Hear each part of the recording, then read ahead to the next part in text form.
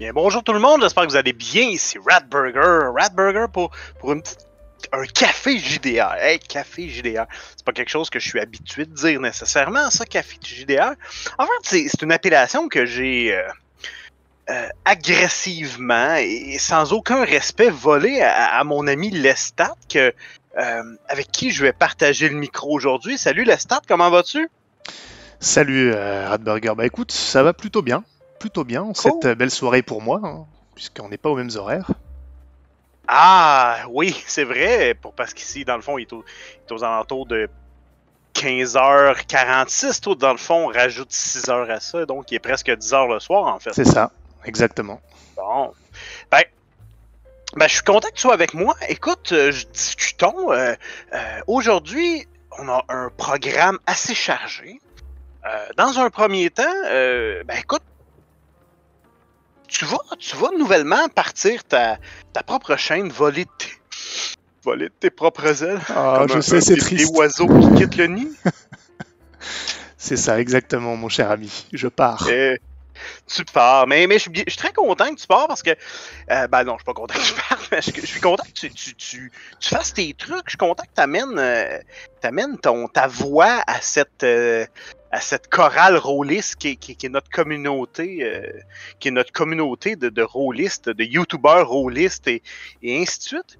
Mais avant tout ça, mais moi je suis intrigué de savoir qui est Lestat, que fait-il, pourquoi son cœur vibre pour quel type de JDR. Et je vais commencer par une question très frappante. Vas-y. Lestat, comment as-tu débuté le JDR? Fait combien de temps? Sous quels auspices et tout ça? Dis-moi tout. Alors, ça remonte, hein.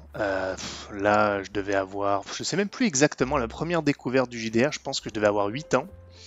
Il y a une fille qui c'était la sœur aînée d'une copine qui nous a fait découvrir ça. Donc on était deux gamins, elle et moi, en tant que joueurs de cette grande sœur.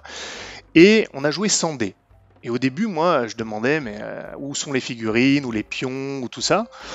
Elle nous a mis un pion comme ça au hasard, on l'a jamais touché. Et elle nous a raconté une histoire. Et on a joué.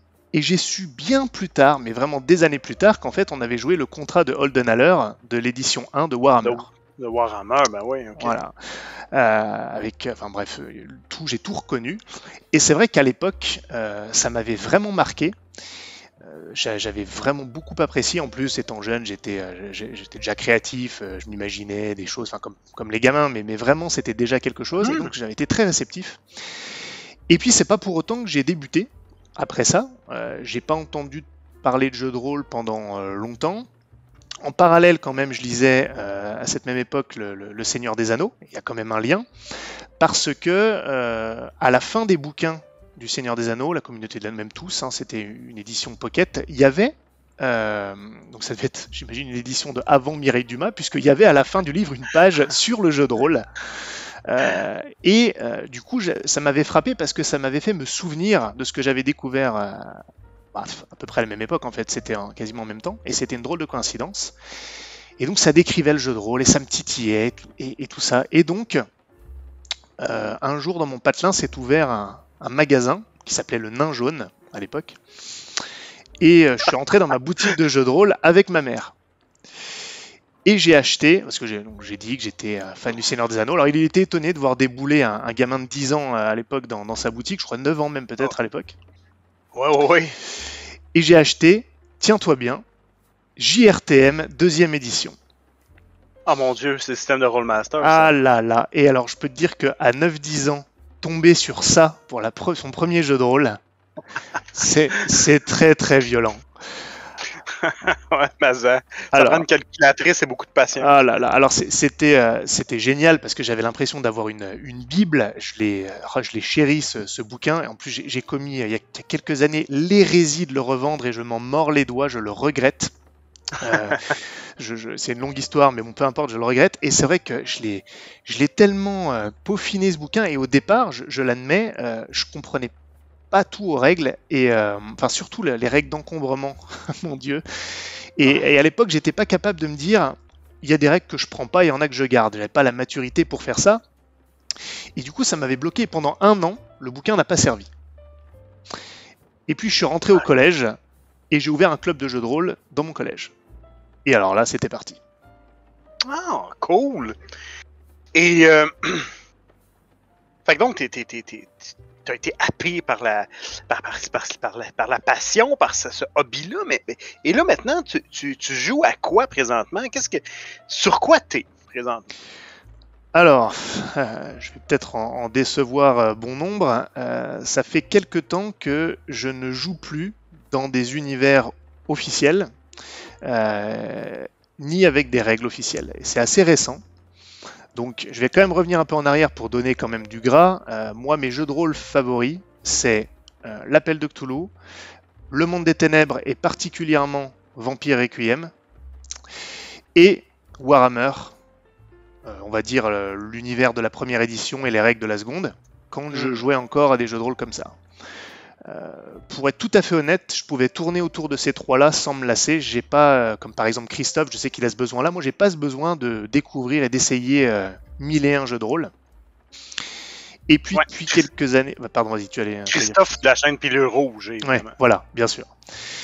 Et depuis pas si longtemps que ça, mais bon, ça a pris quelques temps, et je pense que ça va être un sujet de discussion prochainement, mais ça a dérivé, et finalement, le fait de créer toujours, que ce soit des règles maison ou que ce soit des éléments d'univers perso, au final, ça a glissé, et j'ai plus vraiment d'intérêt à jouer dans des univers officiels, même si je peux bien sûr m'en inspirer.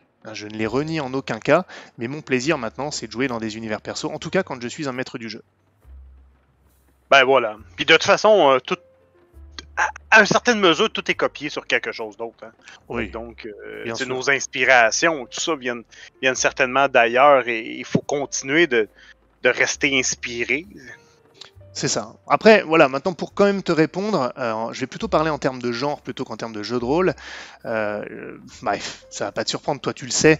La low fantasy sombre me parle, et c'est pour ça d'ailleurs qu'on se parle aujourd'hui, hein, c'est que tu as été mon point d'entrée dans cette chorale de JDR, comme tu l'as appelé, parce que je me suis reconnu complètement dans la manière dont tu maîtrisais les parties de Brigandine. Énormément de similitudes, donc j'adore le low fantasy un peu réaliste, sale, ancré dans un réel même si c'est de la fantasy. Ça c'est vraiment mon truc. Souvent pour les campagnes c'est ça. Tout ce qui est Monde des Ténèbres, alors maintenant j'ai ma version à moi, mais le vampirisme, les loups-garous, toutes ces créatures-là dans du contemporain. Beaucoup moins je pense Zo que ce qui est devenu Vampire Masquerade, on est plus dans de l'intimiste et tout ça. Et puis des one-shots d'horreur contemporaine, ou ce que Christophe encore une fois appellerait de l'occulte contemporain, avec des enquêtes et un élément de fantastique qui en fonction du one-shot n'est jamais le même en fait. Voilà. Ça c'est vrai, je peux tourner autour de tout ça et ne jamais m'ennuyer. Cool! Ben oui, effectivement, hein, j'avoue que dans cette description-là, il y a pas mal de points que je peux copier-coller sur ma propre pratique du jeu de rôle. Puis effectivement, comme tu le mentionnes, il y a beaucoup de points sur lesquels on est très convergents dans nos visions des choses. Maintenant, Lestat, tu vas nous proposer une chaîne. Je vais essayer de dresser un portrait que je m'imagine, puis corrige-moi si je me trompe. J'ai le feeling que je commence à te connaître un petit peu, et je pense que il va y avoir beaucoup de place au débat. Oui. Je pense. Je pense qu'il va y avoir beaucoup de place aussi à la discussion. Beaucoup de jazzette. Je pense que ça va être un des points forts de ta chaîne. Et beaucoup d'analyses, de pratiques de jeux de rôle. N'est-il pas vrai? T'as résumé ma chaîne, honnêtement. Et le pire, c'est que, bon, on n'en a pas vraiment parlé, hein, donc c'est pas joué, là, ce que tu viens de dire. Donc, ouais, t'as mis le doigt dessus, on n'avait rien préparé, mais c'est vraiment ça. Il se trouve que moi, j'aime particulièrement le débat et aller au fond des choses, gratter, philosopher sur des sujets importants et moins importants. Donc, le jeu de rôle, c'est pas un sujet d'importance majeure, faut bien l'admettre, c'est du loisir. Mais j'aime bien quand même trouver des réflexions un peu élevées, même sur des sujets comme ça qui sont juste du loisir. Et donc, effectivement, la chaîne va être axé autour, pour commencer, de café JDR de ce genre-là, où il y aura des intervenants et on abordera des sujets qui touchent au jeu de rôle, évidemment, que ce soit de manière directe, quand on va vraiment parler de jeu de rôle, de règles, de manière de masteriser, de jouer, et puis peut-être des sujets un petit peu plus philosophiques, sans vouloir utiliser un mot trop fort, mais sur voilà, la manière de l'envisager, la perception de certaines choses. Vraiment beaucoup de discussions pour aller au fond des choses. Ça va être le noyau de la chaîne, pour commencer en tout cas. Bon. Ben, moi, j'invite tout le monde à aller s'inscrire. On va mettre le lien de ta chaîne dans la description en dessous. Je pense que ça va être très intéressant. Puis c'est bien d'amener une corde de plus, malgré le fait que le stat, des fois, je te soupçonne d'avoir un petit trouble d'opposition. T'es souvent quelqu'un qui amène un son de cloche complètement différent, mais pour te lancer des fleurs, ben, t'es une des personnes avec qui j'aime débattre parce que tu es capable de débattre et tu es capable d'en prendre et qu'on reste dans attaquons des idées. Et ça, c'est agréable. Parce que c'est pas tout le monde qui est capable de faire ça quand même. C'est une belle qualité d'être capable de le faire et de ne pas se sentir attaqué par les arguments des autres. Ça c'est clair que pour moi, c'est important de faire la différence, surtout quand on parle de sujets beaucoup plus sensibles, on va dire, où là, c'est vrai que parfois, certains peuvent se sentir offusqués personnellement. Moi, j'aime bien débattre des idées et j'ai pas de problème qu'on soit en désaccord complet avec elles, voire qu'on ne les respecte pas. Les idées ne méritent pas le respect, ce sont les gens qui les ont qui le méritent. Néanmoins, je ne sais pas si je peux balancer comme ça, mais tu as l'air comme ça, compréhensif, apte au débat. Mais je vais lire un peu ce que tu m'as dit quand même récemment sur les sujets qu'on allait aborder. Alors, je cite: « Si tu ne fais pas de partage narratif comme moi, tu es un dictateur cloporte. Si tu utilises un système maison, c'est que tu es un SDF sans revenu malodorant ou un pecno qui se croit plus intelligent que moi, et ça, c'est pas possible. » Voilà, ça c'est Ratburger. Voilà qui il est. Ben, écoute, moi je vais tout simplement nier en bloc et passer au prochain sujet. Oh oui, mais c'est une belle plume, je trouve, quand même. Même dans mes insultes, je le trouve élégant. Voilà, tu n'auras même pas besoin de moi pour te lancer des fleurs, tu peux le faire tout seul. Voilà, exactement. Tu es en autarcie avec toi-même, c'est parfait. Exactement. Ben vois-tu, je m'attendais pas à ce que tu me le ressortes, celle-là. Ah, je me doute bien, c'est pour ça que je l'ai fait. Ben oui, exactement. Écoute, aujourd'hui, gros programme. En fait, ça va se faire en deux temps. Dans un premier temps, on va jaser de contrôle narratif, partager le pouvoir narratif, et ça va se faire dans l'enregistrement présent. Mais, après la pause, après cet enregistrement-là, ben, vous allez pouvoir avoir la partie 2 de la discussion, et on va avoir un autre sujet, qui va être le stat. Je te laisse la primeur. Qui va être les systèmes maison pour ou contre. Pour ou contre. Alors tout est dit. Lançons les hostilités. Es-tu prêt? Mets ton casque. Je suis né prêt. Ah, voilà. Prêt, c'est mon deuxième prénom.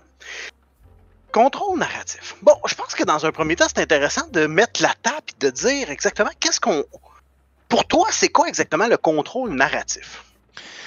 Alors, le contrôle narratif, c'est ce que le MJ est capable de céder à ses joueurs. Parce que c'est vraiment dans ce sens-là, pour moi, parce qu'il est évident que, de base, par défaut, on s'imagine que c'est le MJ qui a tout le contrôle narratif. Et donc, si les joueurs en ont, c'est que le maître du jeu le permet. Moi, je le vois comme ça. Et donc, le contrôle narratif, plutôt moi, donc j'aurais plus nommé ça le partage narratif, c'est dans quelle mesure on va pouvoir donner une part de ce contrôle aux joueurs en tant que maître du jeu. Est-ce que le maître du jeu contrôle absolument tout ce qui a trait à son univers, voire même si parfois est-ce qu'il contrôle ce qui tourne tout à fait autour des joueurs, ou est-ce qu'il lâche du lest? Est-ce qu'il lâche beaucoup de lest? Est-ce qu'il permet aux joueurs de vraiment ajouter leur pierre à l'édifice dans des éléments du monde qui ne les concernent pas directement? Voilà, c'est ça pour moi la discussion sur le contrôle narratif. Tout à fait. C'est aussi quelque chose qui est relativement nouveau. Ça date du début 2000. Avant ça, bon, il y a eu plein de travaux qui ont été faits. Il y a l'émergence des jeux 10 MG ou 2 MJ qui a beaucoup pavé la voie de cette pratique-là. Tous les phénomènes d'agentivité des joueurs, le railroading qu'on regarde maintenant comme si c'était un gros méchant extraterrestre, bien maintenant on le définit maintenant beaucoup mieux et on est capable un peu plus de le voir de la même façon, ce qui fait que puis là, ça va être redondant, mais l'émergence des jeux émergents. Quand je parle de jeux émergents, je parle de jeux qui ne sont pas préparés comme le old school qu'on connaît, là, des scénarios préparés et tout ça, mais plutôt un jeu qu'on va laisser venir, on va laisser aller, et graduellement, il va générer de l'histoire. Donc, l'histoire va émerger du jeu, et évidemment, ça a été beaucoup encouragé par les jeux...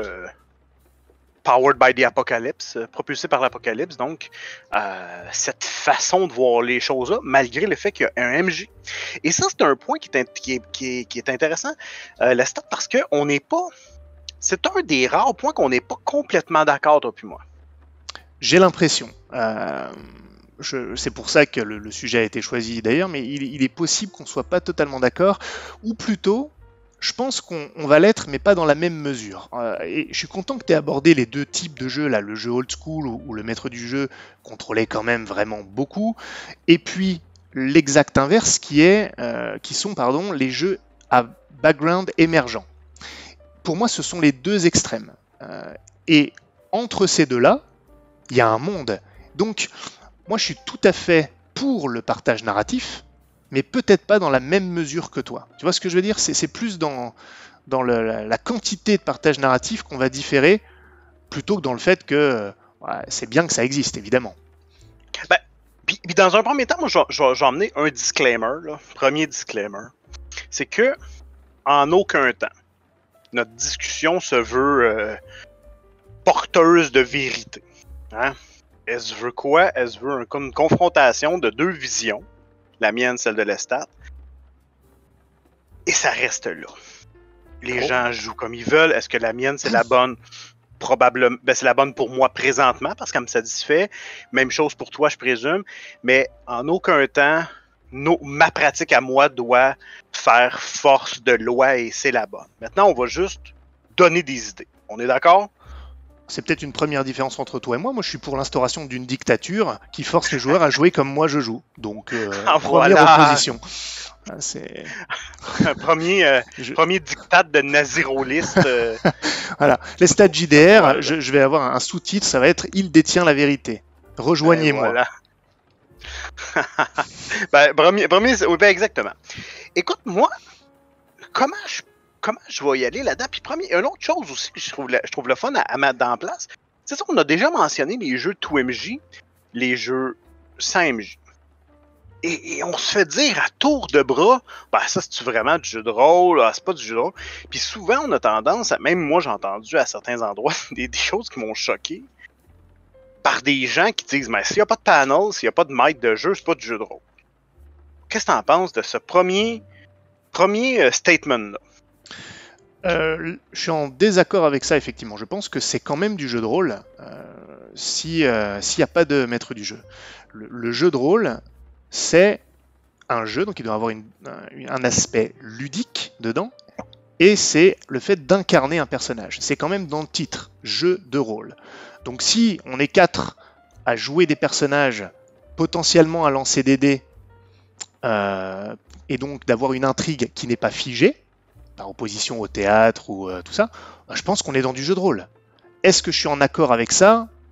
Enfin, en accord, façon de parler, on vient de le dire, mais est-ce que je suis pour ce genre de pratique ? Est-ce que ça me plaît, moi, qu'il n'y ait pas de maître du jeu ? J'avoue beaucoup moins, mais c'est du jeu de rôle.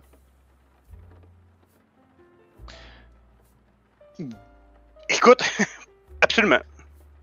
Mais on s'entend que c'est... Moi, je vais t'avouer, j'ai une vision un peu plus... je sais pas comment dire. Là. Peut-être plus... je m'en foutisme de la question. Moi, si tu me dis que c'est un jeu de rôle, ben c'est un jeu de rôle. Si tu présentes ton jeu comme un jeu de rôle, moi, j'ai pas aucune... Je vais te croire, puis je vais Maintenant, est-ce que j'aime ça ou j'aime pas ça? Ce qui fait en sorte que, à mon sens, à moi, ça, c'est un faux débat. À quoi ça sert exactement de cataloguer s'il s'agit d'un jeu de rôle ou pas? J'ai un petit questionnement là-dessus, mais ta vision, ta description du jeu de rôle colle quand même assez bien à ce que je pense être du jeu de rôle. As-tu déjà joué à For the Queen? Non, pas du tout. Bon, c'est un jeu de cartes dans lequel tu incarnes, où tu bâtis ton personnage, et là, c'est le débat. C'est un jeu de société, c'est un jeu d'histoire, c'est un jeu de ci, un jeu de ça. On s'en fout, en fait. As-tu du plaisir à y jouer? Oui, non. Moi, ça règle la question à ce sens-là. Mais, les jeux de 2MJ, c'est quoi ton expérience des jeux de 2MJ ou sans MJ, mettons, si on part là-dessus? Alors, j'ai pas une grande j'ai même pas d'expérience pratique de cela, puisque justement, ça m'attire pas spécialement. J'ai déjà écouté, par curiosité, des let's play à ce sujet-là, j'ai lu un peu à ce sujet-là, et c'est vrai que ça ne m'attire pas vraiment. Donc je peux pas dire que j'ai une expérience pratique qui va me permettre justement d'utiliser des arguments à ce propos-là, mais en fait, je vais te dire pourquoi ça m'attire pas spécialement. Alors, et justement en tant que maître du jeu, c'est simple, j'adore être maître du jeu, et s'il n'y a pas de MJ, comment je fais pour adorer être maître du jeu? Ça c'est le premier point. Ouais. Alors, on va dire les joueurs sont tous MJ. Oui, mais on va tellement... Je vais te dire une phrase qui va, je pense, résumer toute la discussion qu'on va avoir. Je préfère la dire au départ, en fait, ça sera plus simple. Moi, quand je suis maître du jeu, je veux créer. Quand je suis joueur, je veux découvrir. Et j'ai pas spécialement envie d'avoir une expérience hybride. Tu vois ce que je veux dire? Ouais. J'aime bien quand c'est tranché. D'ailleurs, je pense que tu as commencé à comprendre que même dans le débat, j'aime quand l'opinion il est assez tranché. C'est pareil ici. Quand je suis dans une partie en tant que maître du jeu, j'aime bien avoir une opportunité de créer. Ça ne veut pas dire que je la céderai pas un peu, on va en parler aux joueurs, mais priorité au maître du jeu. Et quand je suis joueur, c'est l'inverse. J'ai pas trop envie qu'on me donne la responsabilité de créer alors que je suis là pour découvrir justement ce qui a été créé par quelqu'un d'autre. Et je vis plutôt entre ces deux rôles-là, plutôt que de chercher quelque chose qui va uniformiser autour de la table. Le jeu de rôle a ceci d'intéressant, justement, c'est que c'est asymétrique autour de la table. J'ai pas forcément envie qu'on soit tout le monde avec le même rôle, justement, autour de la table, alors que ça faisait la spécificité du jeu de rôle, au départ, en tout cas, qui est une asymétrie. Je comprends. Écoute, c'est une vision qui... C'est une vision, effectivement, qui est très... qui est pertinente du jeu 2MJ ou 100MJ, dans la mesure où on le met dans la mesure où on le met dans la même boîte que le jeu de rôle avec MJ traditionnel. Je m'explique. Moi, de la façon dont je vois ça comme étant vraiment deux mondes à part. Parce que tu peux pas faire... Il y a certaines choses que tu peux pas faire avec un, et il y a certaines choses que tu peux pas faire avec l'autre. Exemple. Si je veux faire du vélo de montagne, je vais prendre un vélo de montagne. Si je veux faire du vélo de route, mon vélo de montagne, il sera pas aussi performant que mon vélo de route. Hein, mettons ça en place. Si j'ai 2 heures à tuer, je peux pas monter, tu sais, à brûle pour point comme ça, là. On a 2 heures à tuer. On est 3 amis. On a envie de jouer un jeu de rôle. Ça ne nous permettra pas la mise en place d'un jeu MJ, préparation, scénario, création de personnages, tout ça. On rentrera pas dans le thème. On sera pas capable de rentrer dans le temps, plutôt. Un For the Queen. Un For the Queen qui va nous permettre de le jouer en 1 heure avec les règles et tout. Ou jouer, mettons, à un Final Girl qui va nous prendre à peu près 1h30 à jouer. Nous permet d'arriver avec une histoire cohérente, qui a du bon sens, tout le monde a participé et qu'on a rentré notre 2 heures. Maintenant, il y aura pratiquement... C'est possible, on peut l'amener dans des thématiques qui rejoignent certaines de nos parties, tout ça, mais il n'y aura certainement pas de suite à ça. Ce qui fait en sorte que le contrôle narratif de ces jeux-là est tellement aléatoire qu'il est difficile de le rentrer dans une campagne un peu plus moderne, à moins qu'on se soit donné d'emblée des balises claires. par rapport à la création. Mais souvent dans ces jeux-là, le fun est de ne pas se donner de balises claires et de foncer un peu tout azimut, créer, rebondir et tout ça.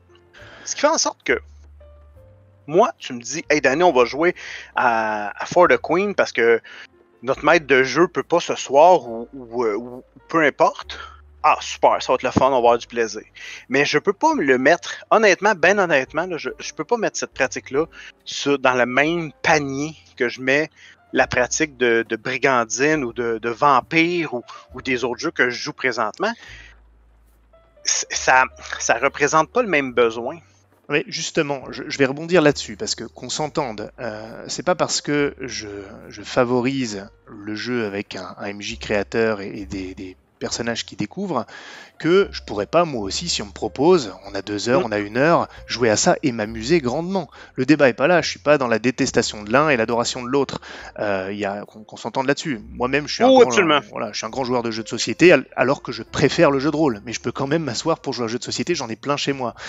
Donc là, ça, c'est pas vraiment un sujet. Mais c'est vrai que si on me dit qu'est-ce que tu préfères dans le jeu de rôle, ben, c'est pas ces jeux-là que je vais mentionner, clairement. Si j'ai le temps, si j'ai le choix, si j'ai le temps, je vais favoriser le jeu de rôle que je préconise et dont je parle depuis tout à l'heure. Et d'ailleurs, je me permets de te dire un truc sur une autre note. J'ai un peu tiqué quand tu me donnais l'exemple, voilà, on n'a pas beaucoup de temps, on n'a pas de dés, donc on fait celui-ci plutôt que le jeu de rôle classique. Tu sais que moi, quand j'étais en primaire et qu'on prenait le bus pour aller, je ne sais dans quel voyage, en Alsace ou autre, peu importe, j'avais un ami à qui j'avais fait découvrir le jeu de rôle, parce que je connaissais, donc j'ai déjà parlé des anecdotes de ma découverte, et je lui disais, bah, je vais te faire un jeu de rôle. Il n'y avait pas de règles. Je lui racontais une histoire, lui il incarnait un personnage, et il réagissait. Alors, c'est des jeux d'enfants, etc., mais il vivait une aventure, voilà, qu'est-ce que tu fais, il se passe ça, on jetait pas les dés, et j'étais le maître du jeu, et lui le joueur. Donc, on va dire un jeu de rôle classique, excepté qu'il n'y avait pas de dés. Et pourtant, ça s'improvisait comme ça, assis dans un bus. Donc ça peut se faire aussi. C'est très simple finalement. Oui, absolument. Ça se peut. T'as absolument raison. Moi là-dedans, je fais juste un peu plus. Dans le fond, je t'amène beaucoup ma vision de ces jeux-là. Je suis pas du tout en train. Mais t'as raison, effectivement. Puis il y a des gens qui sûrement qui sont capables d'arriver, ouvrir les livres et jouer. Moi, vois-tu, c'est une pratique du jeu de rôle traditionnel. Que tant qu'à faire ça, sans aucune préparation, lancée, pas de réflexion qui est fait pour la campagne et tout ça, j'aime mieux utiliser un jeu maintenant, le Danny de 42 ans, là, qui a du vécu, qui connaît exactement ce qu'il aime, ben, j'aime mieux jouer un jeu 2MJ ou pas d'MJ ou un jeu de ce type-là que de me lancer n'importe comment dans une campagne. Mais ça, c'est vraiment mon... C'est pas par rapport à toi, mais c'est vraiment ma vision. Et je le vois vraiment comme des jeux complètement d'une autre famille. Moi, je suis d'accord. Non, mais honnêtement, je te rejoins. Je comprends tout à fait ce que tu veux dire.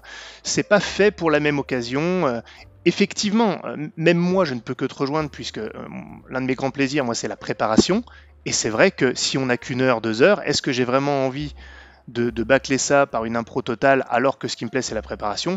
Peut-être qu'effectivement je choisirais une autre approche. Moi ça serait peut-être le jeu de société par exemple. Mais je comprends tout à fait ce que tu veux dire. Donc là-dessus...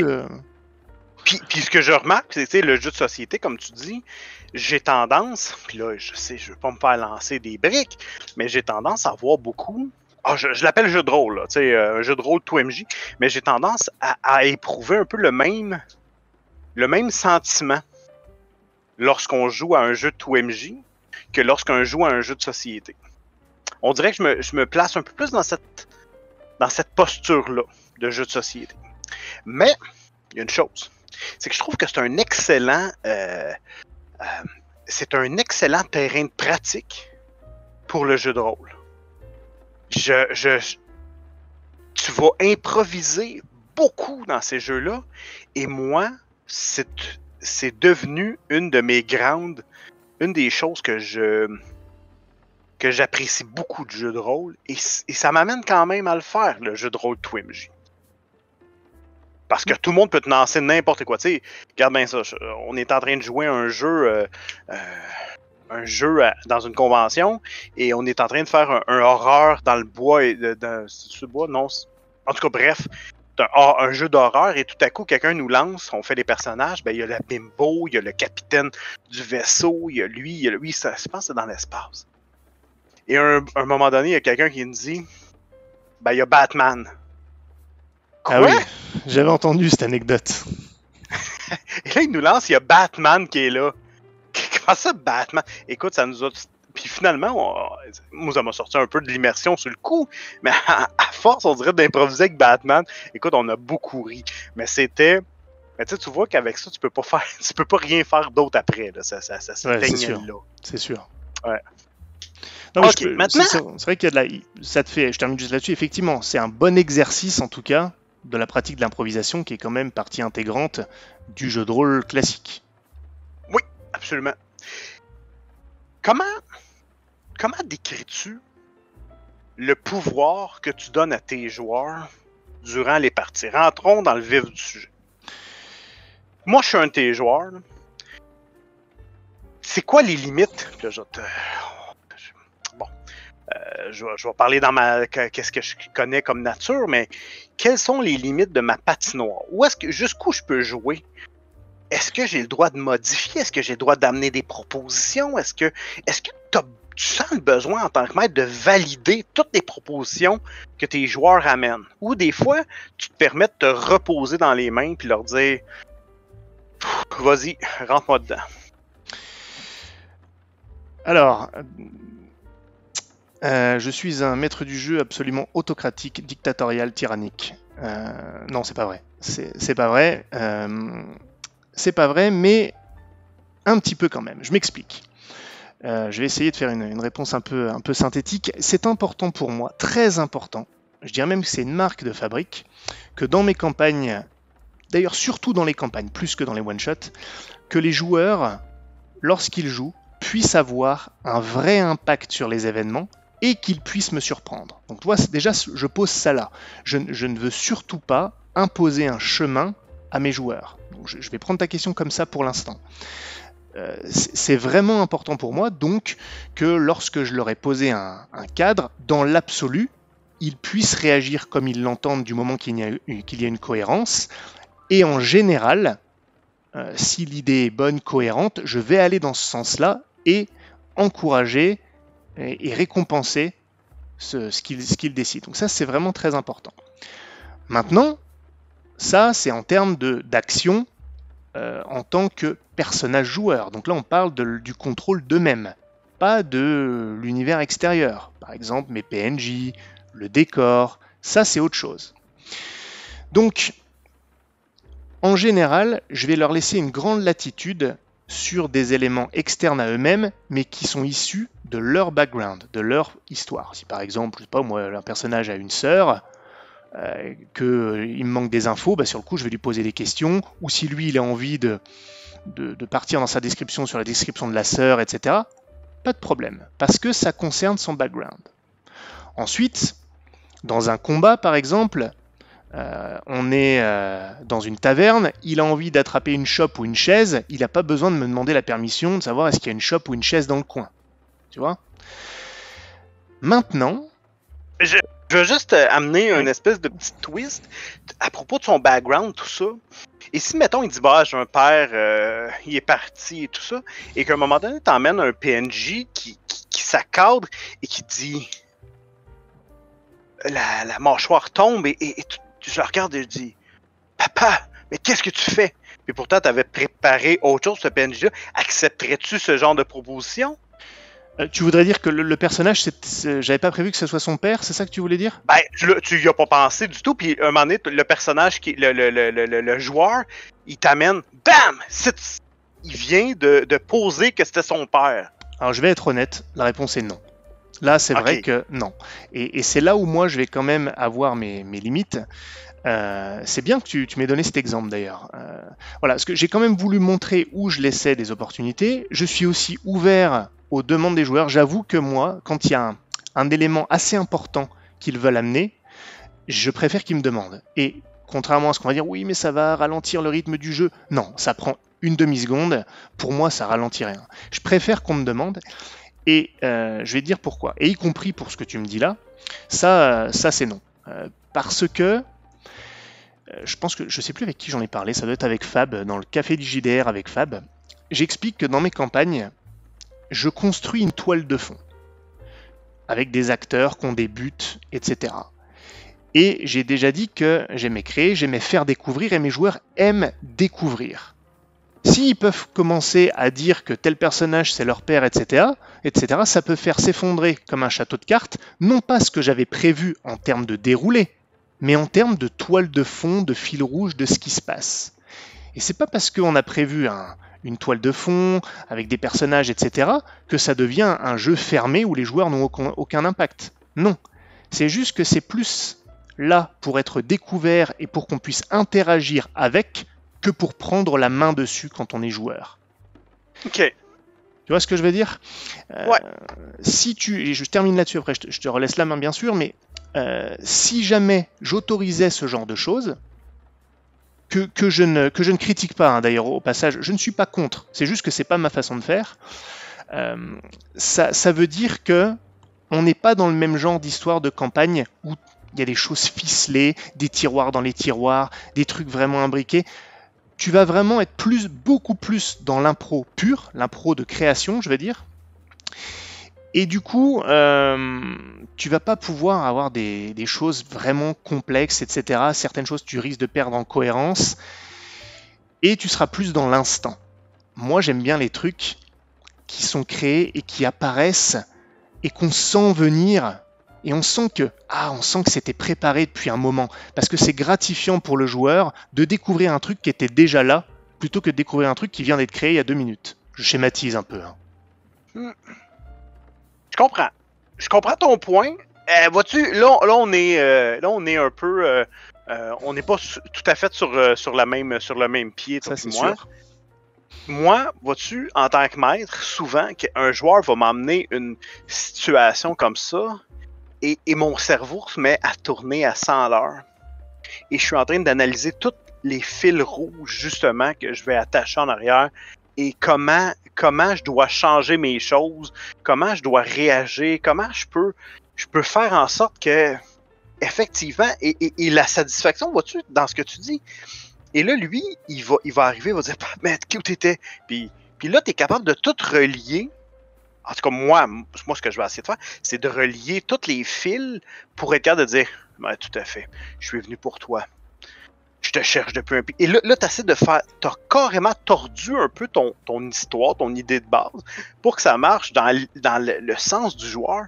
Et après ça, vois-tu, ce qui est hyper satisfaisant pour le maître, c'est d'être capable d'avoir répondu au quart de tour là-dessus, d'avoir réagi, d'avoir ramené une histoire qui est cohérente avec ce qu'ils viennent de t'amener. Et les joueurs, souvent, ils vont dire, aïe, on dirait que c'était presque prévu. Moi, ça me fait triper. Alors, oui, mais pas surtout. Moi, c'est paradoxal parce que je pense qu'on se rejoint quand même sur un truc. Moi, j'adore l'improvisation. Mais je dis toujours, la meilleure improvisation, c'est celle qu'une bonne préparation a permis d'exister.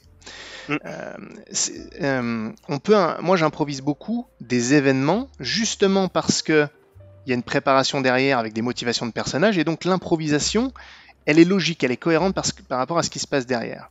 Et si on réagit comme ça en autorisant une création à ce point de la part du joueur, bien sûr qu'un maître du jeu talentueux peut réfléchir à 100 à l'heure et trouver quelque chose qui, sur le moment, j'ai envie de dire, le joueur il verra que du feu. Ça, je suis d'accord. Sauf que toi, derrière, ton fil rouge, ta toile de fond qui avait une cohérence et qui pouvait amener des éléments géniaux, et c'est pas une linéarité, j'insiste là-dessus. Ça veut pas dire que tu vas forcer des événements. C'est juste une situation de ce qui se passe, les motivations de chacun. Mais là, ça peut s'écrouler. Quand c'est vraiment complexe derrière, là, je peux pas le montrer, mais je peux t'assurer que quand tu vois la préparation de mes campagnes, c'est, je vais pas dire que c'est le bordel, mais il y a vraiment beaucoup de choses qui s'imbriquent. Beaucoup. Et c'est vrai que si je laisse la main sur une création, ça peut faire des trous dans la cohérence. Et oui, je pourrais rebondir dessus, je pourrais changer les choses, je pourrais l'adapter, mais ça sera plus le truc que j'avais prévu, non pas prévu au sens événement, mais au sens ce qui se passe, l'histoire. Et moi, ça me pose problème. Et même mes joueurs, excuse-moi, juste un truc, même mes joueurs, faudrait leur demander, d'ailleurs, ça peut être une idée de Café JDR avec eux, je pense, pour les connaître, surtout un, et je peux peut-être me tromper, que cet aspect découverte de l'existant est satisfaisant, et je suis pas sûr qu'ils seraient à l'aise s'ils savaient, par exemple, que du coup, j'improvisais à ce point sur des éléments fondamentaux de l'histoire, parce que ça enlèverait un peu de crédibilité à tout ce qu'ils ont vécu. Ils se disent, parfois ça peut se modifier vraiment beaucoup. Et eux, je pense leur satisfaction, c'est de découvrir l'existant, de percer à jour ce qui se passe.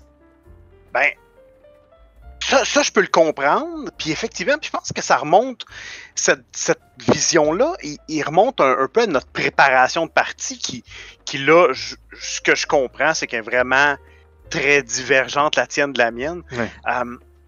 Moi, j'ai tendance à voir ma ligne rouge, là. C'est comme si je mets 2 épingles à 1 mètre l'une de l'autre, mais ma ligne rouge, elle a 2 mètres de long. Ce qui fait en sorte que ça me permet d'y faire plein de détours et tout ça. Mais effectivement, ça m'oblige.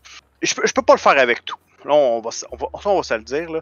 Si je vais jouer, mettons, du Cthulhu avec il faut que j'ai un scénario beaucoup plus statique, beaucoup plus réfléchi, avec des intrigues peut-être un peu plus complexes. Là, à ce moment-là, effectivement, l'improvisation est beaucoup plus difficile. Mais lorsque j'ai un point final, un point de départ, un point final, et certains jalons au centre, ça me permet de jouer à ça et d'être capable de plier ma ligne rouge d'un sens ou de l'autre, pour être capable justement de l'amener à son point final, sans jamais oublier, sans jamais perdre de vue l'objectif final des personnages. Mais l'autre chose aussi que je vais faire, c'est que moi, il n'y a rien de sacré. Il n'y a rien de sacré dans une partie. Que ça soit un lieu, que ça soit un PNJ, que ça soit une tradition. Si les joueurs me le démolissent, puis qu'ils sont prêts à assumer les conséquences de ça, est-ce qu'on est prêt à en faire une bonne histoire? Parfait, brûlons la ville. Ah, mais ça n'a rien à voir, par contre. Attention, parce que y a une différence entre... Je te donne 2 exemples contraires. Un mec rentre dans la taverne et un des personnages dit « Papa ?» Ça, pour moi, c'est non. Et un mec rentre dans la taverne, le joueur dit « Je le bute et c'était un personnage majeur, je m'en fous, rien n'est sacré. » Ça, c'est pas la même chose. C'est pas de la création, c'est de la réaction. Il interagit avec l'univers. S'il a décidé qu'il allait tuer cette personne-là et que il était super important, d'ailleurs en général, moi mes campagnes ne reposent pas sur un seul PNJO, donc pas de souci. Là, je n'interdis rien. C'est de l'interaction sur l'univers. Il n'y a pas de création d'univers. Dis-moi, dis-moi c'est quoi la différence? Parce que si ton PNJ est modulable, tu peux... Il y a un mode, il y a une chose en tête, s'il lui dit qu'il est papa, ça peut être complètement accessoire au reste de sa campagne, ça pourrait être carrément son père, et tout à coup tu lui dis ça, et il fait je croyais pas te voir ici, tu fais partie de cette bande-là et tout ça. Versus, il tue, dans tous les cas, ça rebrasse un peu les cartes de la façon que tu vas jouer le reste du scénario. Non, alors justement, non, justement. Ça ne les rebrasse pas pour moi. C'est ça que j'ai. Alors c'est compliqué à expliquer, difficile pour moi de l'expliquer sans montrer. Ça ne rebrasse pas les cartes parce que si tu le personnage, imagine c'était un personnage très important dans la campagne, un personnage majeur. Ça va pas rebrasser les cartes. Ça va juste que, ok, il meurt. Et comme je sais ce que ça implique, parce que si lui meurt, alors forcément ça crée un vide à tel endroit, je sais pas, c'est un personnage politique, que sais-je. Pour moi, l'improvisation qui en suit, parce que là tu dois improviser, tu t'y attendais pas forcément à une réaction comme ça, eh bien tout va s'imbriquer, parce que tout est logique, il y a une préparation, tu sais ce que veulent les gens, donc l'improvisation va être facile, mais je vais pas changer qui était le personnage, je vais pas le replacer ailleurs, je vais pas... Moi-même je ne vais pas changer, tu vois, je ne vais pas dire mince, comme ça m'a embêté, je vais recréer un truc pour régler ça. Pas du tout, je ne recrée rien. Il y aura bien la mort de ce personnage et ça va avoir des impacts. Tu vois ce que je veux dire? Alors que s'il me dit, ce personnage, non, c'est mon père, là, c'est vraiment c'est vraiment un acte créateur.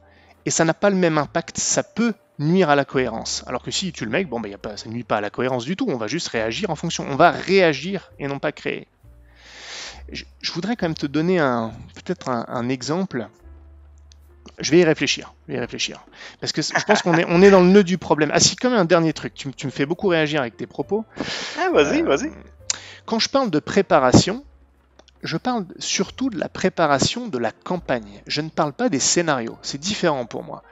Je commence toujours par préparer la campagne au sens toile de fond. Un dramatis personae, donc un casting en gros, je prépare des motivations, des factions, un mystère à résoudre, que sais-je. Bon, ça c'est la toile de fond qui va me servir de source immense d'inspiration et ça va être ma toile de cohérence. Par contre, les scénarios, les sessions eux-mêmes, déjà je ne les prépare qu'une session à l'avance. Je ne prépare pas du tout à l'avance parce que justement je ne sais pas ce que les joueurs vont faire et qu'il va bien falloir que je m'adapte après. Ouais, tout à fait. Donc tu vois, c'est pas du tout, la préparation de la campagne n'est pas du tout un script qui doit être suivi. Et les scénarios sont préparés pour le coup de manière, peut-être pas comme les tiens où il y aura que de la pure impro, parce que je vais avoir une idée de ce que les joueurs vont vouloir faire. Tu vois, avant un scénario, à la fin d'un scénario, j'aime bien leur demander, ok, on en est là, dites-moi quels sont vos projets à partir de là, grosso modo, les bases. Et comme c'est eux qui vont être à l'initiative, quand on est dans une campagne comme ça, un peu à l'initiative des joueurs, ben je vais prendre ce qu'ils me donnent, je vais dire ok, c'est vos plans pour commencer. Je sais où ils vont aller, pourquoi et tout ça, ils me l'ont dit, donc c'est eux qui sont à l'initiative. Et ben je vais construire la prochaine session à partir de ça, donc à partir de ces bases. Et après, une fois qu'ils y seront, ben à nouveau ils vont réagir comme ils le veulent pendant le scénario, puis là il va falloir improviser. Tu vois, ce n'est pas un reniement de l'improvisation, loin de là. Non, mais ça, oui, absolument, ça, je comprends. Mais attention, moi, je fais pas non plus, je fais pas non plus de la pure impro.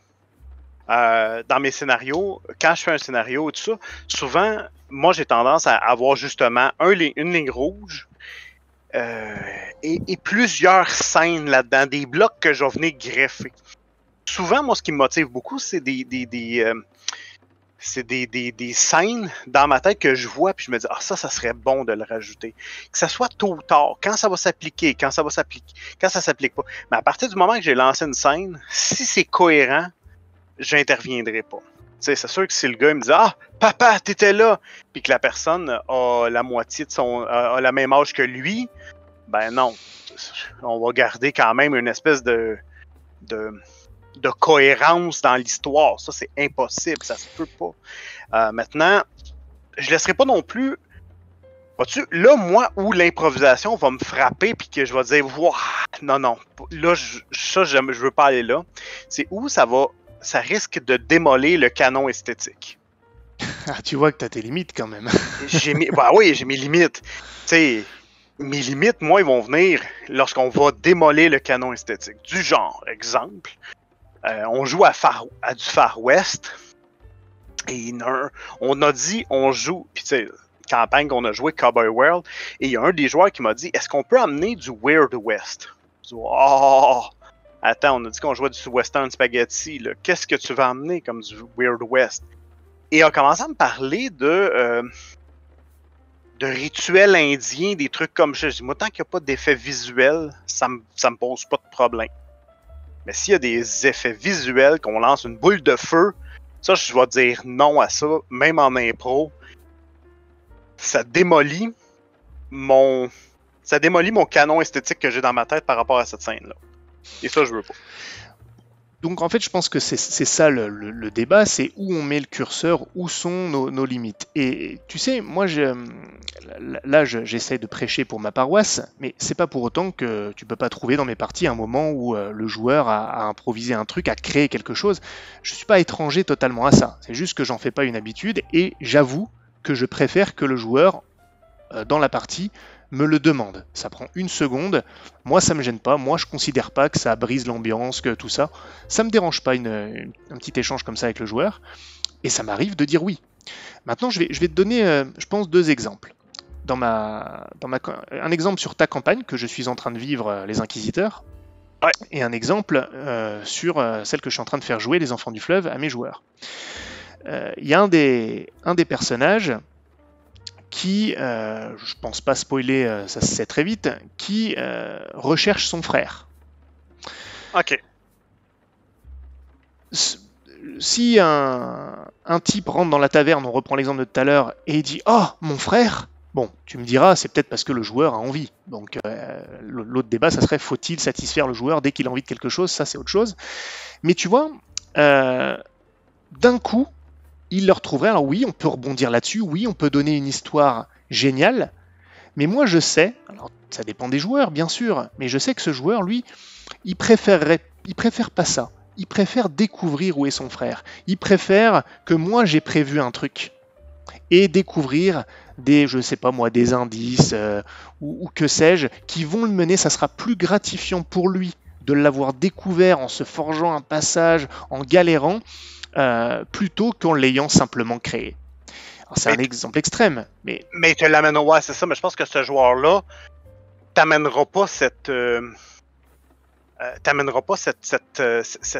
t'amènera pas cette proposition-là si c'est pas vraiment ça qu'il veut, d'un certain sens. Bien sûr, non mais c'est évident. C'est pour ça que j'ai donné cet argument avant que tu le lances, parce que c'est évident, mais ça représente quand même le fait que parfois, qui vient à point... Enfin, toi, il faut savoir attendre. Moi, en tant que joueur, je fais confiance au MJ pour me fournir une expérience par rapport au background que je lui ai confié. Tu vois, c'est vraiment ça. Une fois, d'ailleurs, ça me fait passer là du côté joueur. Et bah tiens, prenons l'exemple que j'allais donner sur ta campagne, les Inquisiteurs. Tu m'as posé des questions sur mon personnage, donc je vais rien spoiler, et je t'ai transmis des choses qui sont liées à mon background. Ouais. Bon.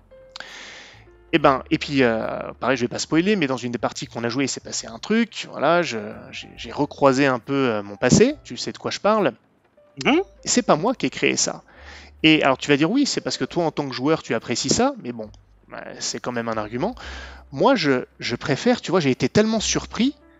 Oh, c'était génial. Et je t'ai fait confiance pour m'amener un truc. Je t'ai donné de la matière.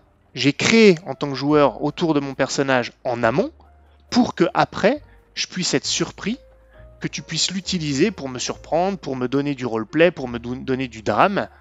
Et ça, c'était génial. Et donc, j'en viens aussi à mon côté joueur, même si je maîtrise beaucoup plus que je ne joue, mais quand je suis joueur, c'est pareil. Je préfère avoir assez peu de contrôle narratif parce que j'aime découvrir, comme je l'ai dit. Hein, je vais pas, c'est exactement l'argument que je viens de donner. Et également parce que je suis, ça c'est autre chose, mais je suis MJ tellement souvent que j'ai envie un peu de me reposer. Et c'est vrai que si toutes les 2 minutes, j'exagère, le maître du jeu me demande « Alors, qui c'est ce gars-là ?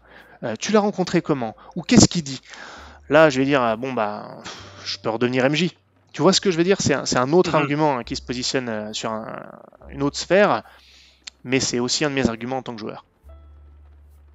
Ouais, je comprends. Mais, puis je pense qu'un n'empêche pas l'autre. Tu sais, je pense que justement, il faut penser à une chose. C'est que tu sais, là-dedans, dans un jeu où est-ce qu'on donne beaucoup de contrôle narratif aux joueurs, le maître en est un joueur aussi qui tu sais, comme quand on a parlé de cette scène-là, ben, puis regarde, je te spoilerai rien. On a une partie cette semaine. Vous savez très bien par où vous passez dans cette partie cette semaine, n'est-ce pas? Absolument. Vous passez par, encore une fois, un autre jalon de ton passé. Et c'est certain que je vais te demander de me l'illustrer. Parce que ton personnage, en fait, le connaît beaucoup mieux que le master. Mais souviens-toi, c'est ce que je t'ai dit tout à l'heure. Désolé, ça y est, je t'ai coupé la parole. Je suis parti dans mon débat passionné. Mais c'est exactement ce que je te disais tout à l'heure. Là, tu vas me donner un contrôle narratif sur un élément qui provient de mon background. Donc ça, c'est pas pareil. Tu vois, moi, en tant que maître du jeu, dès que ça provient vraiment du background et que c'est pas d'un coup, c'est celui-ci mon père, tu vois, que c'est bon, ben voilà, t'arrives chez toi, c'est comment chez toi Mais tu sais jamais d'un certain sens, puis je vais rebondir à ce que tu viens de dire. Effectivement, c'est un élément de ton background, mais c'est un élément qui risque d'influencer des événements que moi, j'ai déjà prévus pour ta ville, pour votre passage dans ce village-là, et que je vais devoir rattacher les fils en arrière si tu dis des choses que moi, peut-être, j'avais pas prévues à la base. Pourtant, moi, mon but et ma vision, ma façon, ça va être de m'assurer le plus possible que lorsqu'on va arriver à ça, ben, ça va être parfaitement... Il va falloir que je trouve le truc, et c'est là le défi pour moi, puis c'est ça qui me fait vraiment triper, là. C'est d'être capable de trouver le but, la façon de faire, d'amener ce que tu m'amènes et de le rattacher rapidement avec ce que moi j'ai prévu pour que ça sonne parfaitement cohérent, pour que ça sonne parfaitement inscrit et que ça garde ton personnage dans son histoire à lui, dans ce qu'il m'a raconté, avec la scène que moi j'ai prévue pour aller avec ça. Malgré le fait qu'effectivement, c'est ton background, mais ça va influencer directement les scènes que moi j'ai prévues dans cette histoire-là. Je sais pas si tu me suis. Si, je te suis complètement, et je vais continuer sur ton exemple, toujours sans citer de nom. Pour l'instant, on va rester anonyme. Mais moi, il y a deux choses. Si un personnage arrive dans un jalon de son passé comme ça, j'ai deux options. Soit les questions que je vais lui poser, ou si je lui demande de décrire, je sais pertinemment, pour X ou Y raison, parce que j'ai quand même... J'ai un bon contrôle pas au sens autocratique du terme, mais au sens connaissance de ma campagne. Je sais que ça n'aurait pas trop d'impact, qu'il y a vraiment un risque infime pour qu'il me bouscule.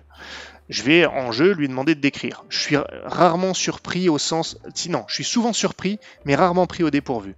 Par contre, si je sens que, en lui laissant la main, ça peut bousculer des choses, perdre en cohérence, etc., je vais être honnête avec toi. Je préfère lui demander de me décrire ça en amont avant qu'on fasse la partie, lui dire bah tiens, vu qu'on va passer par là, ça change rien. Tu vois, moi aussi je sais que je vais passer par là dans ton cas, et je vais plutôt lui demander en amont. Comme ça, je peux bien préparer un truc qui soit en rapport. Moi aussi, mon but c'est de raccorder, que lui il y trouve son expérience, etc. Mais je vais toujours préférer le préparer parce que la préparation, ça va permettre de faire des trucs de dingue. Et aussi parce que, tout simplement, j'aime bien me retrouver tout seul à préparer des trucs aussi. Parfois aussi, ça va pas plus loin que ça. Je pense que oui. Puis à quelque part, ça dépend aussi des défis qu'on se lance en tant que maître de jeu. Moi, vois-tu, je l'ai jamais caché. Réagir vite à ce qu'on m'amène, aux propositions qu'on va m'amener, fait partie des défis que j'aime relever en tant que maître de jeu. Là, maintenant, est-ce que c'est comme on dit au début, est-ce que ça fait de moi quelqu'un de meilleur, un maître de jeu meilleur? Non. Est-ce que c'est une technique, c'est une signature peut-être que moi j'ai, puis que du moins que j'aime développer, puis que j'aime amener. Et des fois, j'aime beaucoup déstabiliser les joueurs en leur donnant dans les mains une décision monstrueusement importante pour la campagne et voir leur visage qui s'attendait pas du tout à ça. Ça, honnêtement, du gros contrôle, du partage narratif, là, et rebondir. Évidemment, les PBTA vont favoriser ça, ils vont arriver vers quelque chose qui peut ressembler à ça. Puis tu as certains jeux qui vont le permettre beaucoup plus dans leur canon esthétique, si je peux dire. Exemple. Quand tu as un canon esthétique très serré, comme du Brigandine, où est-ce qu'on va jouer du dark, du low fantasy, où est-ce que tu ne veux pas trop sortir des sentiers battus, pas des sentiers battus, mais de la vision, quand tu joues comme, mettons, comme les Enfants du Fleuve, ou lorsqu'on va emmener une autre campagne, tu es dans un canon esthétique assez serré. Je pense que tu n'as pas en tant que maître, tu ne peux pas te donner autant de contrôle. Mais, dans une partie, puis là, je l'ai sûrement déjà raconté, là, on joue à Spirit of 77. On joue, dans le fond, c'est un jeu qui émule des séries des années 70 à la Shaft, Charlie's Angel, Mission Impossible et tout ça. Ben, les joueurs, à la fin, ils sont arrivés et ils ont trouvé le chemin secret pour aller sous l'île, parce que sur cette île-là du Pacifique, il y avait un tournoi d'arts martiaux à la Enter the Dragon de Bruce Lee. Et quand ils ont ouvert la porte, je les ai carrément alignés. Je leur ai dit, bon, Maintenant, vous avez exactement la réponse à votre question. Mais qu'est-ce qui me manigançait le professeur Yes? Et là, je les voyais. Oui, oui, oui. Ok, parfait. Qu'est-ce que vous voyez? Et là, les joueurs ont fait, hein? Quoi? Vous voyez quoi? C'est quoi son plan secret? C'est quoi? Et ils m'ont décrit un ogive nucléaire. Ouais, tu m'avais déjà parlé de ça. Je me doutais que tu allais ramener cette anecdote-là et je l'attendais de pied ferme. Et attends, et là, ce que, par exemple, il y a des gens qui savaient pas, c'est que l'humain est l'humain. Hein. Tu t'attends à ce genre. Tu as une bonne idée. Déjà en partant, quand tu demandes aux gens qu'est-ce qu'ils vont faire, qu'est-ce qu'ils vont te dire, comment. Tu as déjà un bout dans ta tête de fait. Tu t'attends déjà à certaines choses d'eux autres. Tu sais, s'ils m'avaient dit, je sais pas moi, ils croisent des rhinocéros en voie d'extinction pour faire de la viande et de l'ivoire, j'aurais probablement fait quoi? Mais ils sont allés dans le cliché. Ils m'ont amené des ogives nucléaires. Je savais exactement où je m'enlignais avec ça. Et c'était déjà prêt dans ma tête, malgré le fait que c'était complètement improvisé. Vois-tu, c'est un peu de manipulation, là, quand même. Un petit peu, ouais. Mais du coup, ça fait le même effet, finalement, qu'une préparation. Mais ça me fait dire quand même une chose, c'est que, je vais être très consensuel en disant ça, ça me fait un peu mal, mais c'est un peu chacun y trouve son plaisir. C'est vrai que ça va beaucoup dépendre du MJ et de ses joueurs, j'en reviens toujours à ça, mais tu vois, pour reprendre exactement ton exemple, mes joueurs à moi, je pense que ils préfèrent découvrir ce qu'il y a derrière la porte plutôt que de me dire ce qu'il y a derrière la porte. Tu vois, si je dois vraiment résumer, là je parle des joueurs, je parle pas de moi. Et ça tombe bien parce que moi je préfère leur faire découvrir ce qu'il y a derrière la porte plutôt que eux me le disent. Donc c'est aussi comme ça. Je peux-tu te faire une espèce de croc en jambe là-dessus? Vas-y, ouais, vas-y. Je pense qu'ils vont. L'humain étant ce qu'il est, il va aimer. Tu vas lui proposer quelque chose de bien, ils vont le manger. Ma conjointe adore les sushis. Elle va aimer ça. Mais si je lui fais un bon tartare, elle va l'aimer aussi. Mais si je lui fais du tartare toujours, ça se peut qu'à un moment donné, elle me dise « Hey Danny, les sushis, ça serait bon. » Je pense que quand c'est bien ficelé, quand c'est bien amené, quand c'est fait de façon intelligente, moi jouer des PBTA, on en parle beaucoup, ça a effectivement modifié ma façon de voir le jeu de rôle, mais je ne serais en aucun temps capable de jouer qu'à ça. Pas capable. Il me manquerait le côté campagne à long terme, évolution de personnages, ce que des jeux traditionnels vont un peu plus traditionnels, un peu plus classiques vont me permettre de faire. Mais qui dit traditionnel, classique, ça vient retrancher pas mal d'autonomie du joueur et du partage narratif. Pourtant, on y revient toujours. Je trouve qu'il n'y a pas de... Moi, je parle pour moi, puis c'est ma vision, mais je pense qu'il n'y a pas de solution unique qui est bonne éternellement. Je pense qu'il faut varier les plaisirs, surprendre les joueurs, des fois les amener dans des clichés. Ils vont aimer voir le cliché venir à l'avance. Mais des fois, je pense qu'ils vont aimer aussi qu'on varie les plaisirs et qu'on leur ramène vers autre chose. Et là, tu es surprends. Après ça, tu les amènes vers qu'est-ce qu'ils connaissent le cliché. À un moment donné, bam, tu es surprends avec autre chose. C'est ma vision, moi, de ça. C'est pour ça que... Puis regarde, récemment, les joueurs me sont arrivés, puis là, ça faisait un bout qu'ils me demandaient des campagnes très, très traditionnelles, scénarios et tout. Et là, cette semaine, ils m'ont dit hey, ça serait bien, à un moment donné, de refaire un PBTA pour faire du world building. Eux, ils ont aimé la création du monde à la PBTA où est-ce qu'on part de rien et que ça émerge en posant des questions aux joueurs, puis qu'on arrive avec un monde, un univers de jeu qu'on vient tout juste de créer. Ben ça, vois-tu, je m'attendais pas à ce qu'ils me disent qu'ils aimaient ça, parce que ils aiment le traditionnel. Ils arrivent de cet univers-là, de ce monde-là. Ils sont à l'aise là-dedans. Mais là, vois-tu, ils m'ont demandé quelque chose qui m'a complètement surpris. Ils voulaient faire du world building. Ben, dans une des prochaines campagnes, je vais leur proposer ça. Après, évidemment, c'est une question d'envie, de demande. La communication entre le MJ et les joueurs, c'est une chose. Mais tu vois, je voudrais quand même rebondir sur deux éléments que tu as mentionnés. Le PBTA au sens background émergent. Là, je fais un pas de côté pour aller vers ça. Dans sa définition la plus extrême, moi j'avoue que ça ne me plaît pas. Non, comment dire ? C'est pas que j'y jouerais pas. Je suis sûr que je pourrais avoir plaisir à participer à ce genre de choses pendant quelques parties. Tu vois, il faut pas non plus être extrême. Quand je dis que je suis pas spécialement pour quelque chose, ça veut dire que j'y jouerai pas régulièrement. Tu vois, ça veut pas dire que je n'aimerais jamais, même une fois de temps en temps. Tu vois ce que je veux dire ? Bon, mais ouais. Dans l'ensemble, c'est pas mon truc de me dire, surtout quand je suis maître du jeu, qu'on va faire un background émergent. J'ai un peu l'impression que c'est une sorte de fuite du MJ. Alors, je sais que c'est pas le cas, hein, je vais me faire jeter des pierres, ça c'est sûr.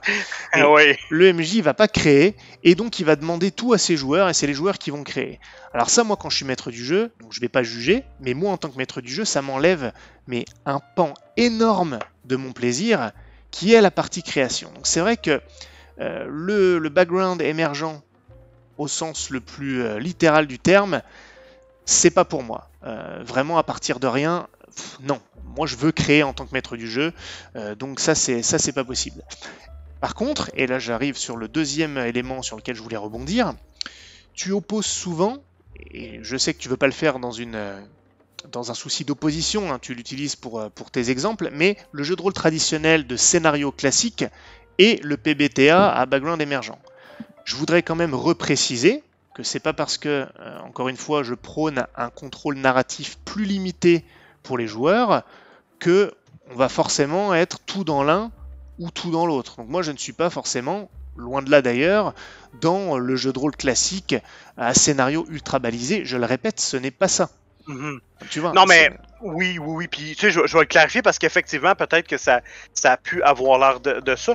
Mais quand je parle de jeu traditionnel, parce que le PBTA est un jeu traditionnel en soi. Hein? Il y a un maître de jeu, il propose l'histoire et les joueurs vont réagir. La seule chose, par exemple, que je fais une distinction, c'est que la grosse majorité des jeux n'ont pas ou ont très peu de mécanique qui va permettre de partager la création de l'univers ou qui vont donner une emprise aux joueurs sur la narration. C'est un peu là le lien que je fais. Maintenant, est-ce que des gens le font dans leur camp, oui, absolument. Là. C'est pas dénigrant la façon que je veux que je l'amène du tout. Là. Après, par contre, je voudrais encore une fois rebondir sur ça. La mécanique, mais as-tu vraiment besoin d'une mécanique pour favoriser la création, la narration ? Alors oui, on va dire, il y a un système qui le favorise, mais pour partager la narration, est-ce que tu as besoin d'une mécanique pour dire écoute, sais-tu quoi? Moi, je vais te dire que oui. Et je vais te dire que non. Parce que quand tu joues je te donne n'importe quel jeu. Sors du jeu de rôle, prends n'importe quel jeu où est-ce qu'on a des règles. On va nous dire, voici, telles sont les règles, c'est comme ça que ça se passe, et on fait les règles de cette façon-là, on y joue selon ces règles-là.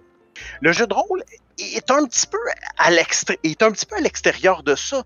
Lui, il y a des règles, mais il y a une règle qui dit tu peux laisser faire toutes les autres règles si ça te chante. C'est quand même exceptionnel. Tu sais, si je te dis au Monopoly, il y a une règle qui dit fais ce que tu veux. Si tu veux juste t'acheter des chemins de fer et jamais les payer, tu peux le faire si tu veux. Ça aurait aucun sens. On n'est pas capable de voir c'est quoi exactement l'intention. Maintenant, quand tu as un jeu comme ça, effectivement, mais ça, tu as 100% raison, par exemple, Lestat, quand tu dis que ce partage-là, tu peux l'implanter dans tous les jeux. Tout à fait. Mais ça n'a pas, culturellement, si tu n'as pas appris à jouer comme ça, il n'y a que très peu de chances que tu le fasses. Et le livre te dit pas, lui, de le faire. À moins que tu aies des mécaniques. Regarde, je t'en nomme une mécanique dans un jeu hyper traditionnel. Brigandine. Brigandine, c'est fortement, c'est traditionnel à l'os. Mais, avec les points de fortune, qui te permettent de rajouter des éléments narratifs, Vois-tu, on vient d'implanter une règle qui te donne mécaniquement le droit. Et je n'ai pas le droit, moi. Si tu me dis, Danny, je vais payer 3 points de fortune pour que je trouve sur un des cadavres des gardes 10 carreaux d'arbalète. Ben, mécaniquement, je n'ai pas le droit d'aller contre ça. La règle le dit. Tu payes les points. Voilà. Le maître de jeu peut pas, selon la règle, maintenant, ben oui, tout le monde peut dire, ben là, c'est-tu logique, c'est pas logique, non, mais il fixe le prix à partir c'est son impact, le maître de jeu, c'est de fixer le prix de l'élément narratif que le joueur va emmener. Mais à partir du moment qu'il l'a fait, s'il décide que c'est des carreaux d'arbalète ou tient une épée longue ou une flamberge, c'est un peu là. Et là, mécaniquement, le partage narratif, on vient de l'implanter. Mais là, pour le coup, je suis pas, effectivement, je suis d'accord avec toi, on peut l'implémenter par des règles. Je t'avoue que moi, cette histoire de points de fortune et de cet impact-là, je l'avais même testé avant même de connaître Brigandine. Je l'avais lâché pour diverses raisons, mais je l'aime bien. Ce que je voulais dire, c'est que tu n'es pas obligé d'avoir une mécanique pour qu'il y ait un partage narratif.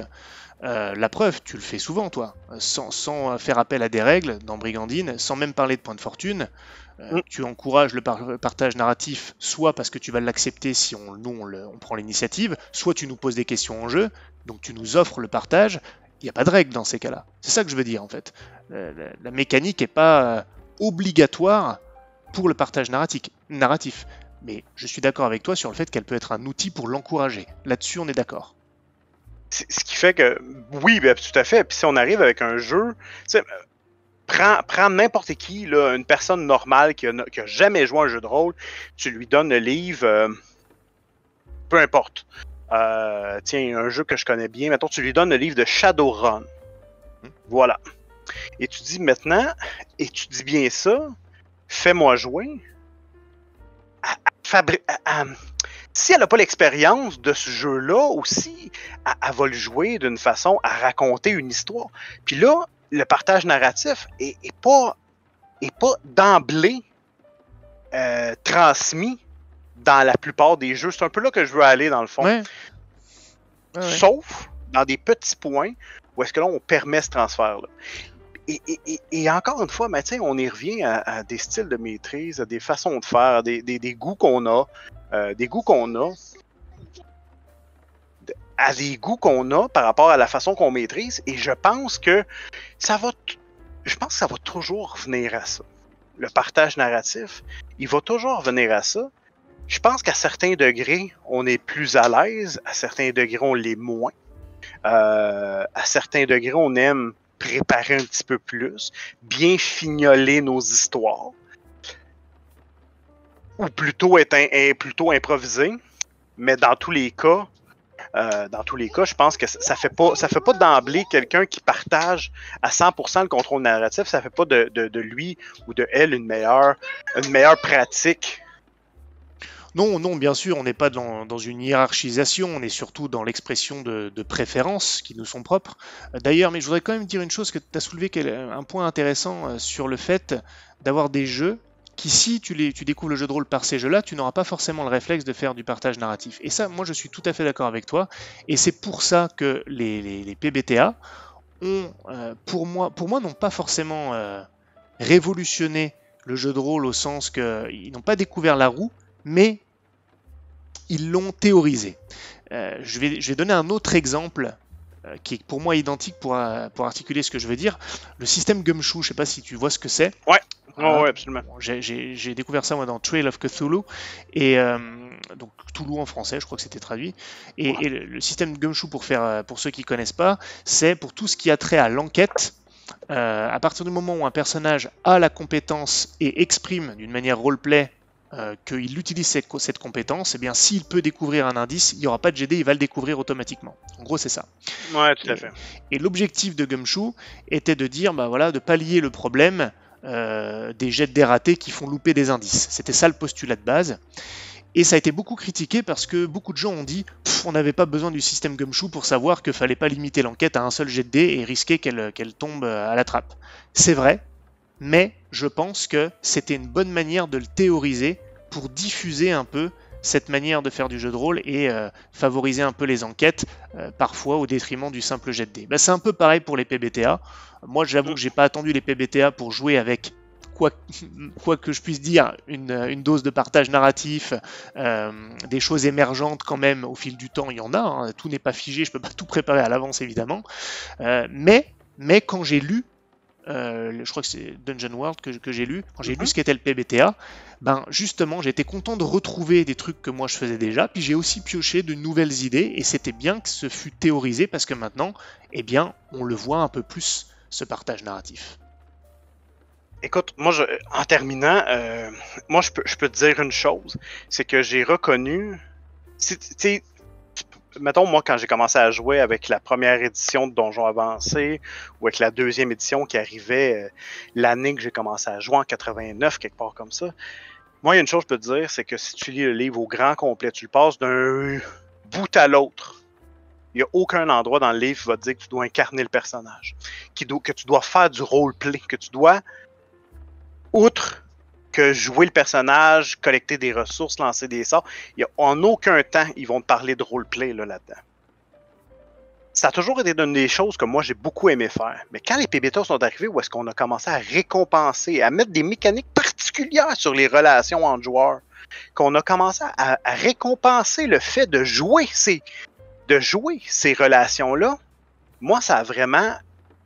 Et là, tout le monde va te dire « Ah, ben non, nous autres, on fait ça, nous autres, on fait ça, on fait ça. » Parfait. Mais combien de parties, moi, je suis arrivé, puis que tu avais le droit à 4-5 000 points d'expérience parce que tu venais de tuer un monstre, puis le master qui veut vraiment encourager le roleplay, il te donnait 15 ou 20 points d'expérience pour ton roleplay de la partie. C'est quoi le message? Et là, tu arrives dans un jeu qui favorise beaucoup le roleplay par des mécaniques claires, par des récompenses. On peut dire ce qu'on veut, là, mais on a un jeu qui focus exactement là-dessus et qui le récompense, versus d'autres jeux qui sont pas là. Puis c'est correct aussi, ça en prend pour tous les goûts. Mais voilà.